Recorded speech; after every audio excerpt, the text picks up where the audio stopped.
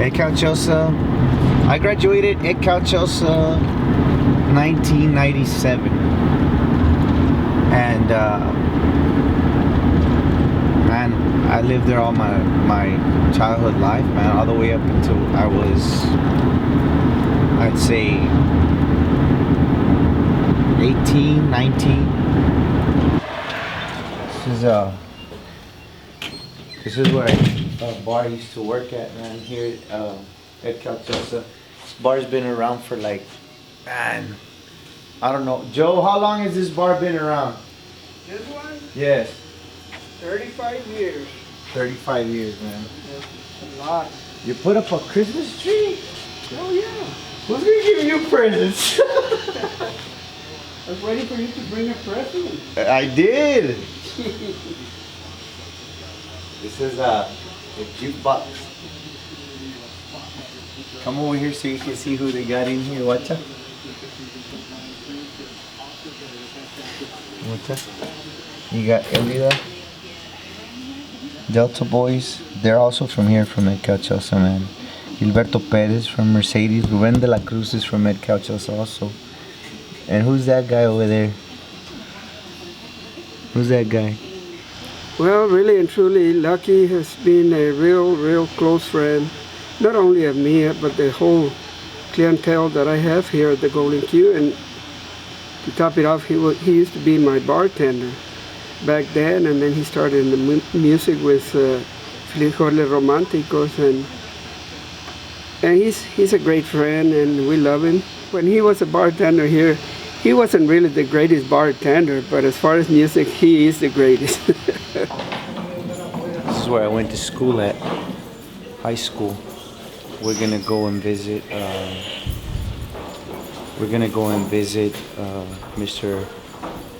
Mr. Navarro. He took over the Estudiantina program after my accordion instructor and mentor, Mr. Benelaiton, after he passed away.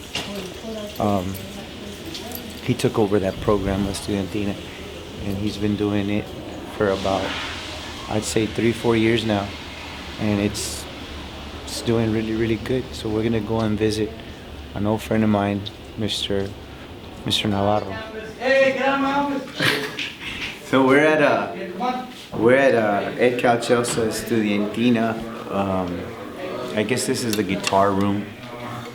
Got some tololoches, upright bass, and this is where I first learned how to play the guitar, how to play the accordion, how to sing, you know, and it was all under the direction of Mr. Benelaiton.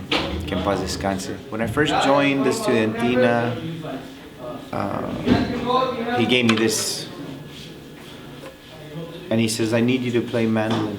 First I started off on the guitar, and once he saw that I could play a little bit of guitar, he said, I need you to play this. I need mandolin players. And I said, what is this? You know, and basically it's like a violin, but with frets.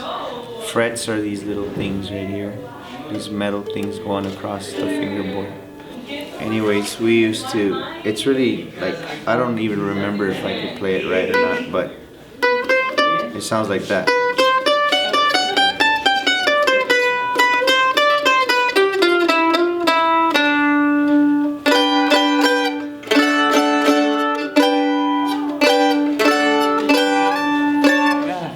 Come here.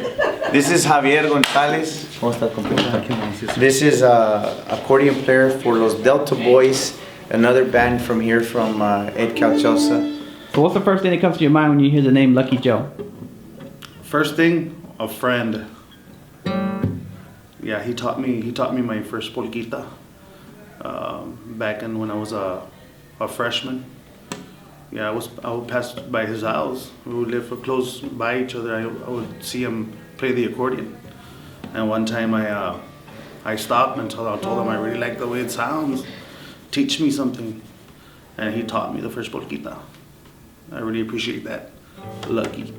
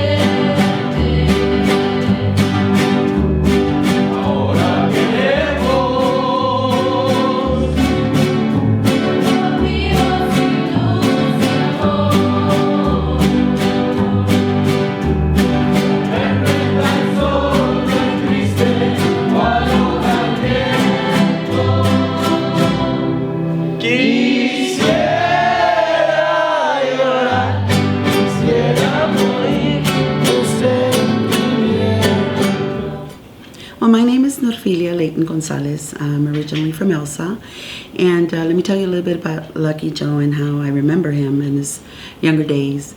One day I was doing my hair getting my hair done at his mom's beauty shop. And his mom and I go back to our younger days. We used to play aficionados together, but let me tell you that what I remember that day, Lucky Joe was in elementary, and he was. I had just gotten in, and I was sitting down. We were chit chatting, and all of a sudden, I hear this trumpet or cornet. I don't know what he was playing, but he was playing that musical instrument, and it sounded so like that. But and his mom started laughing, and she says, "Ay, Diosito, there's Lucky again." And he was blowing the life out of that trumpet, I remember. But it sounded like really bad, but it was, he was just beginning. And she started laughing, and she says, "Mijito wants everybody to hear him play." So we started laughing and everything, and then all of a sudden, Oliverio opens the door to the shop, and he says, "Ya está Herb Alpert outside, doing his number." And we all started laughing. And I remember Lucky Joe, he was wearing a really striped shirt and blue jeans, bien chiquito, bien delgadito, like the finest little thing. But he walked into the shop right after he was playing, and he said, "Mom, I think I'm doing so much better." And a mom, of course, "Yes, mijito, you're doing really well." And he walked out and started playing again, and we just couldn't stop laughing at him. How he was playing. He thought he was doing like the best number, but you know what? That is how true musicians are born. He was not ashamed of what he was doing. So I think that was, his gift is true to his calling. That little door right there, that white door, that was where we went into to work. And then that door that says AMCO on it, that window, there's a pickup window. Mm-hmm. And we would sell burgers and fried chicken out of that place. And it's a small little area, man. Only like maybe 2 people fit comfortably. And there was 4 of us in there, making burgers and fried chicken. It was called Los Frijoles. And man, we were real popular back in the day, man. We were selling like a lot. Like we would sell a lot of burgers. It was a secret recipe that handed down from Noel's grandma, I think, for the fried chicken. It was basically not too much to it, man. It was just salt and pepper and flour. That's it. But that was the secret ingredient was love. Everything we cooked, we made it with love, man. So.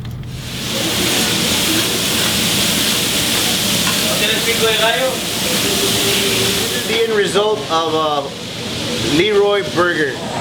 The chicken that Frijoles used to make at the Frijoles restaurant, but now Leroy has his own thing going on here. And this is the fried chicken, and this is the cheeseburger. And I haven't had one of these in a very long time. You guys might remember this shot right here is the opening shot to the video for La Extraño Tanto, the song that I wrote for my mom, Estilo Mariachi. And I wanted to come back to where my mom used to cut hair, and to where I grew up in the video after I wrote that song. It's an actual business right now. My sister runs it. I remember walking home from school,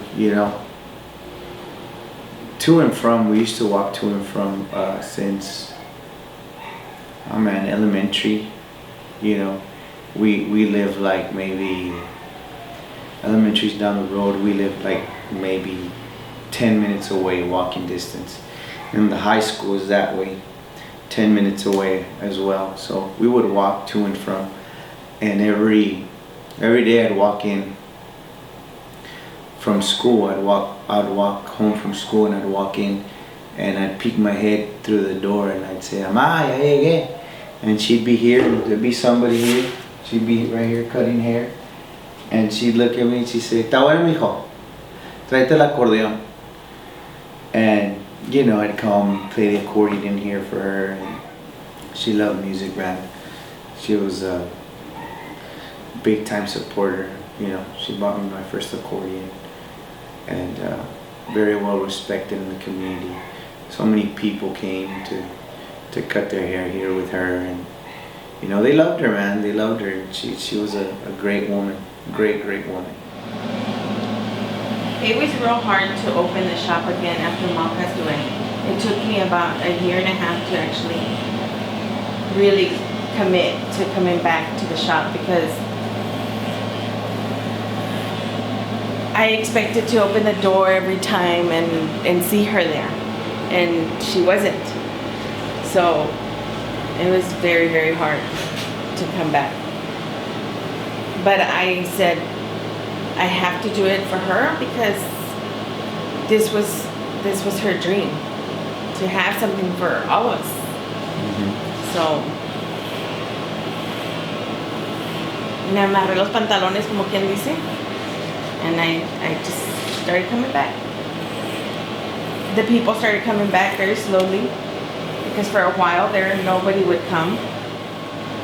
Right now my grandmother's very sick, and so I don't get to work that often, and they wait for me. They still come back, and I thank God. And I think that has to do with the friendship that they created with my mother when she was here, because my mother would be cooking inside the house, and it would be 9 or 10 o'clock at night, and if somebody needed a haircut or anything, she would leave what she was doing and she would come in here and she would do their hair, no matter what. Mom's cooking Yeah. was so good. Oh yeah. There's only 2 recipes that I have that I do every year, no matter what, and it's her tamales and her stuffing for Thanksgiving. And that's all I remember. Like really remember that I can get the taste right. But You still don't got the taste right. yes, I do. You always come and you complain, and there's not enough.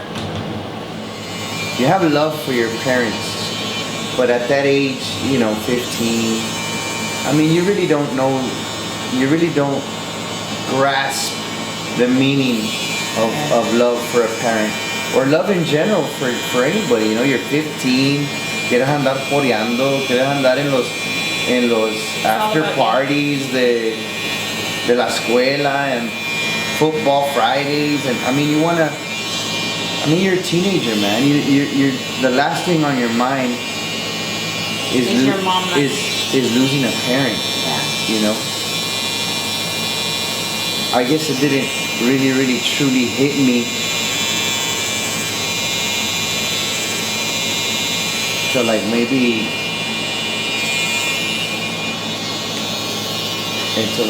when I started doing music, you know, because she was a real Big part of it. I remember, you know,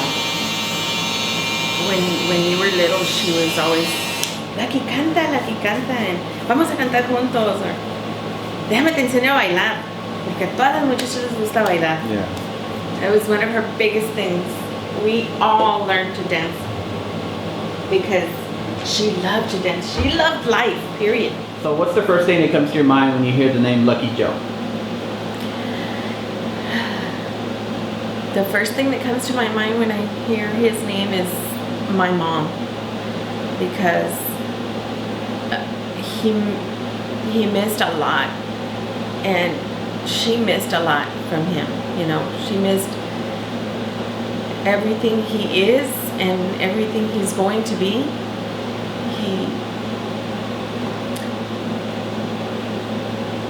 She loved him so much, and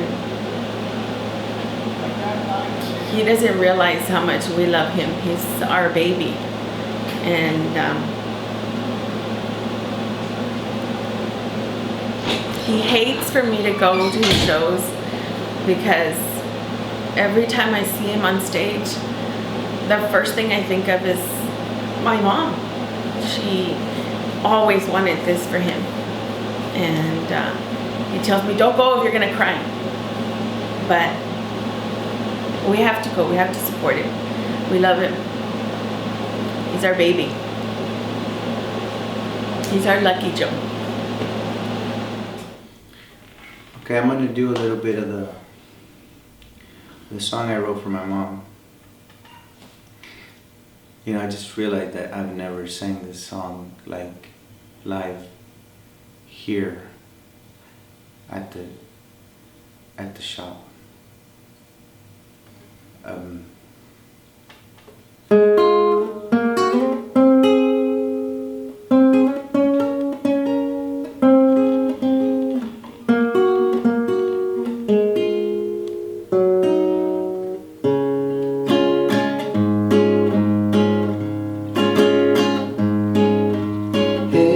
Esta canción la dedico a mi madre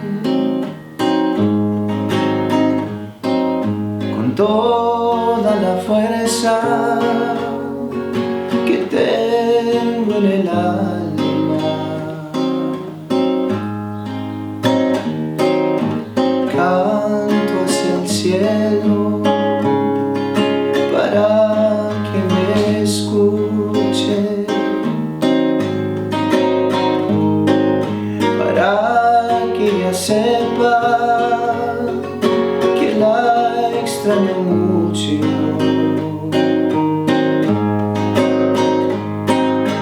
Ella se encuentra en un paraíso,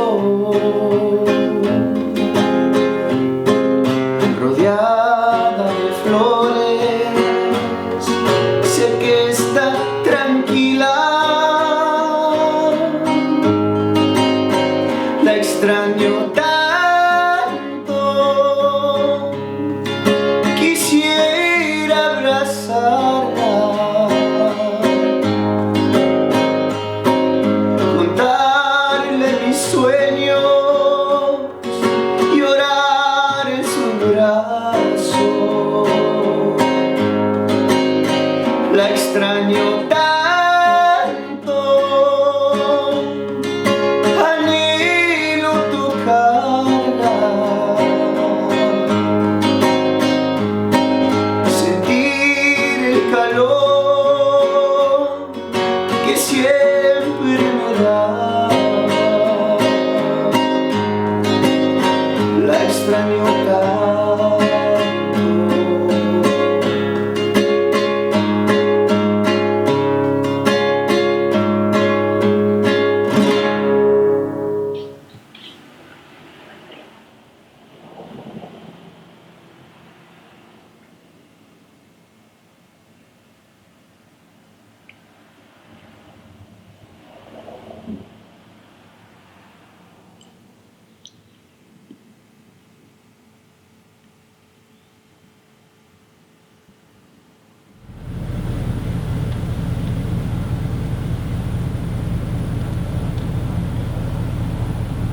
You know, the day of the video, the shoot,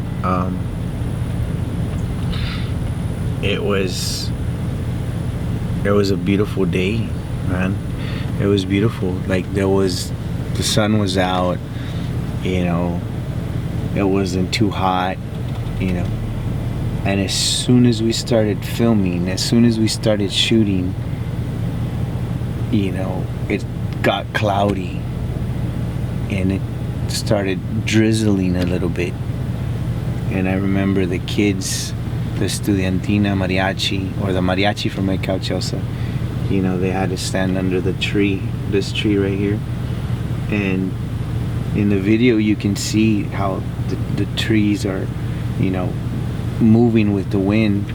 And it wasn't like that. It was like really nice. And then all of a sudden, you know, it started drizzling, se puso medio nublado, and the lighting came out just perfect in the video.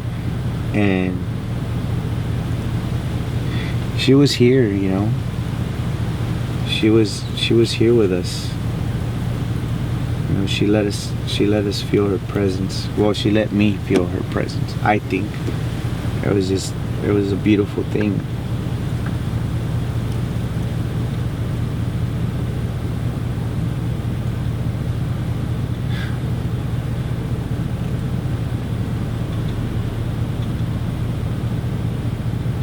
It's good. You could stop now. Getting my stuff ready. This is where we hang our clothes. I had already picked the clothes out, so I have to. That's my stuff. My pants. My shirt. My jacket. My shoes. Whatcha? Whatcha? Chinese shoes. This is basically what we go through going and coming from the show. Sometimes we leave during the day, so it's not that bad, you know. But after the shows, you know, it's like 2:30, 3 o'clock in the morning, and you know, when everybody parties out at the club and goes home and goes night because they live 5 miles away or 2 miles away or a block away, while they're sleeping counting sheep, we're doing this right here. Take a shot of that. This is what we look at on our way home.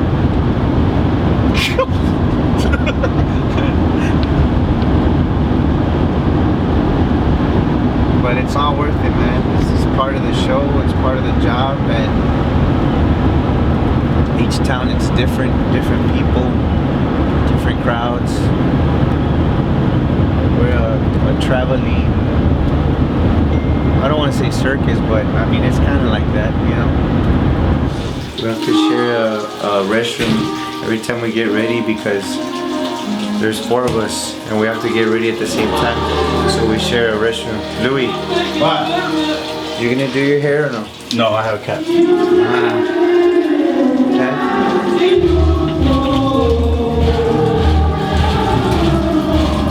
How's that look? That's alright.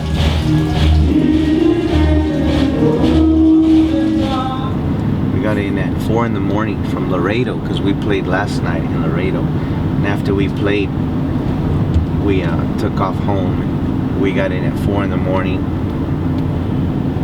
It's a never-ending thing on the weekends. You know, when there's work, and we're blessed, man. You know, we're blessed to have work, and I'm glad that you guys get to see some of the things that we have to go through, and so you can actually experience the, you know, the behind the scenes in a different level, you know. I remember one day him and Eddie Gonzalez, another former player with Los Románticos, when he was with Frijoles Románticos, they came to the house. When I was talking to Lucky, I was trying to ask him, and I don't recall why they came over or what I was trying to ask Lucky, but I remember in the back of my mind, I was telling him something, and he was the passenger. And he was just jamming on that accordion like crazy, and I kept looking at him, and he kept looking at me, but he was like this playing. So when I finished my statement, I just looked at him and I said, "Lucky, are you paying attention to what I'm saying?" And he immediately says, "Yes, but I was trying to figure out this piece." And so we talked and we laughed. But as they drove off, I mean, I could still hear Lucky on that accordion as he was driving off.